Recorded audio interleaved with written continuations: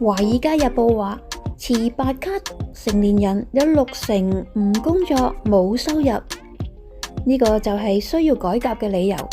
話若果陷入政策嘅鬥爭，就錯失咗呢個機會啦。《華爾街日報》編輯委員會社論喺14日指出，俗稱白卡 Medicaid 嘅聯邦醫療補助計劃參加者當中，平均每10名身體健全嘅成年人就有超過6個人係冇工作冇收入。呢個就係需要改革白卡嘅道理。社論指出，共和黨上個禮拜喺聯邦眾議院通過預算大綱，接落嚟就係推出具體嘅細節。呢個都可以話一世代先至有一次嘅政府改革嘅時刻。如果陷入咗政策嘅鬥爭，就錯失咗機會㗎啦。服務對象就係低收入嘅族群，所稱嘅白卡計劃 Medicaid， 而家每年花費超過8500億美元。華爾街日報就指出，喺左派陣營同媒體嘅威脅之下，共和黨就唔敢處理白卡計劃失敗嘅。就連特朗普政府都出現態度有動搖，但係共和黨如果喺道德嘅角度去出發，都係可以喺白卡改革嘅辯論當中勝出嘅。智庫機構名為政府問責基金會一個報告就指出，喺白卡嘅參加者當中，平均每10名身體健全嘅成年人就有超過6個人係冇工作冇收入。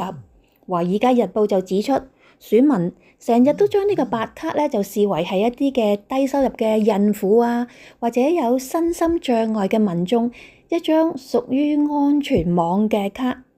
但係前總統奧巴馬可負擔健保法叫做 Affordable Care Act， 就令到白卡計劃就擴大，變成係處於勞動全盛嘅年齡啊，冇仔女嘅成年男子一個永久嘅福利。根據政府問責基金會攞得23個州嘅白卡計劃主管嘅單位嘅資料啊，有幾百萬名參加白卡嘅身體健全嘅成年人係拒絕工作嘅。對於美國經濟文化都造成衝擊嘅。社論亦都指出，民主黨就批評要求享受白卡福利者咧就必須要工作，係令到美國人淪於一個契約嘅奴役咁話嘅。但係共和黨喺2023年版本嘅白卡工作要求就相當簡單啦，只需要每週工作20小時就得，參加就業或者用義工培訓都可以計算嘅。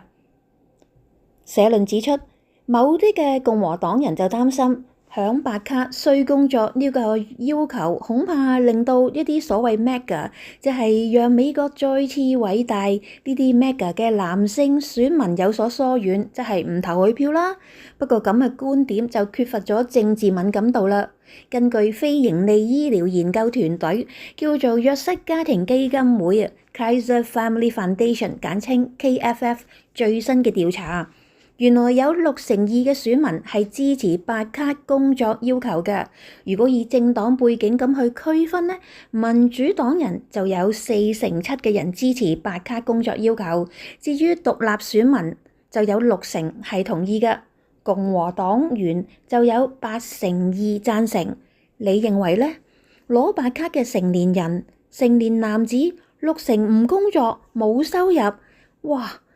咁邊個俾啲錢佢啊？咪納稅人？